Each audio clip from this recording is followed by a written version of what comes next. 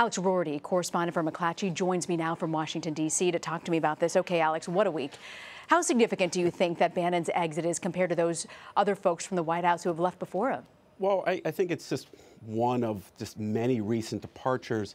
And we have to take a step back and really, I think, acknowledge that there really isn't any precedent for this, at least in the modern presidency, for this many senior top officials leaving the White House this early. Look, you have to remember Steve Bannon was in many ways, seen as kind of the architect of Donald Trump's vision, someone who really had articulated it, I think, even before Trump himself really hit the sort of national stage.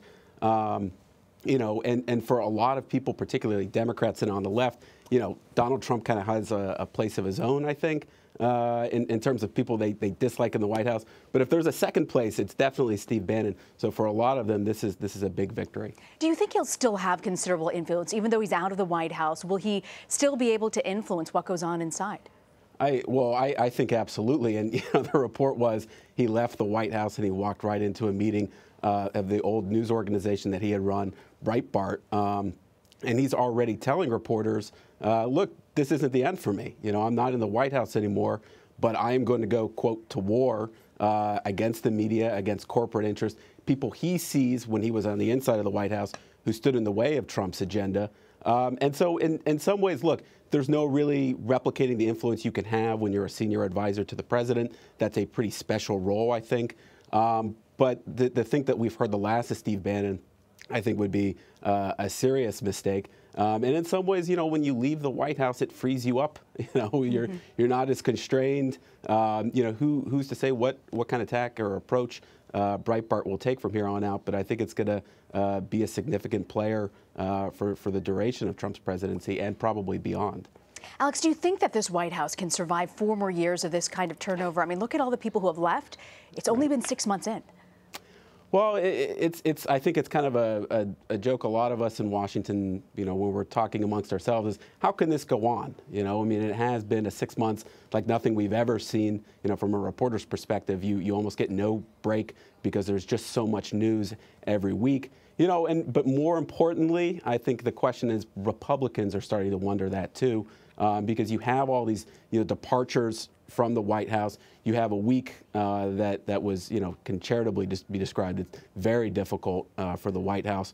And the problem, I think, is a lot of his Republican allies, on top of all this, they haven't gotten anything done in Congress yet. I mean, it was only a month ago that the health care bill in the Senate failed. The party is now trying to talk about tax reform.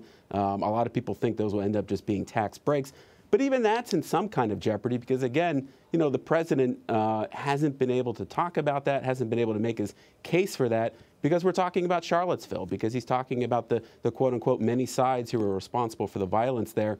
Look, the Republicans are very loyal to Trump, and the poll numbers show that still a vast majority of Republican voters still support Trump, are still loyal to Trump.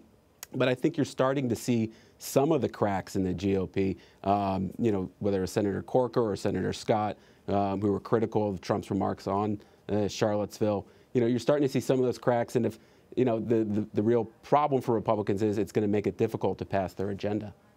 Yeah, you make a good point about how he's still backed by so many people in that base that still very much love him.